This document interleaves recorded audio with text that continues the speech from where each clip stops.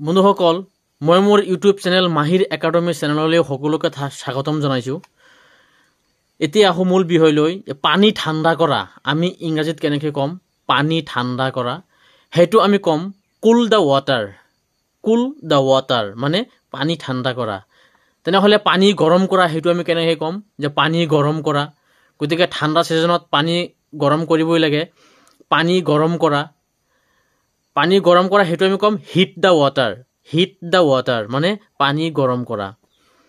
নিজে লোৱা, কিবা এটা বস্তু যদি আমি কওঁ যে নিজে লোৱা, সেইটো আমি কেনেকৈ ক'ম? সেইটো আমি ক'ম হেল্প ইউৰ চেল্ফ। হেল্প ইউৰ চেল্ফ মানে নিজে লোৱা।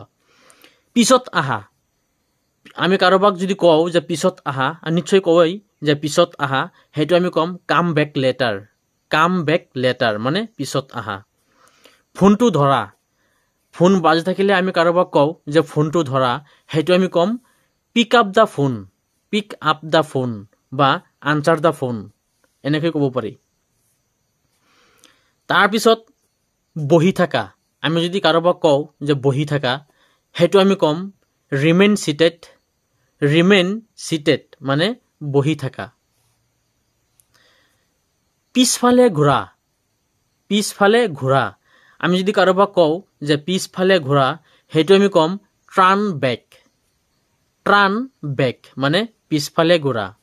বিলটো আনা, বিলটো আনা, তাৰমানে আমি যদি দোকানত কিবা এটা কিনো বা ৰেষ্টুৰেণ্টত খাওঁ, যেতিয়া বিল আনিবলৈ কওঁ বা দোকানীয়ে যেতিয়া ৰেষ্টুৰেণ্টত যেতিয়া খাই শেষ হৈ যায়, দোকানীয়ে যেতিয়া কয় যে বিলটো আনা, ৰেষ্টুৰেণ্টত কৰ্মচাৰীবিলাকক কয় যে বিলটো আনা, সেইটো আমি ক'ম bring the bill. Bring the বিল।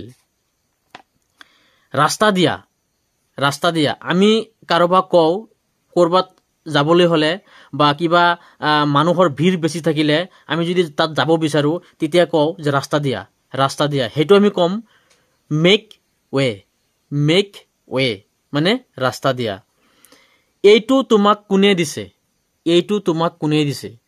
আমি সৰু ল'ৰা ছোৱালীবিলাকক কওঁ কিবা এটা বস্তু যদি ক'ৰবাৰ পৰা আনে, তেতিয়া আমি সোধোঁ যে এইটো তোমাক কোনে দিছে? সেইটো আমি ক'ম who gave it to you. Who gave it to U.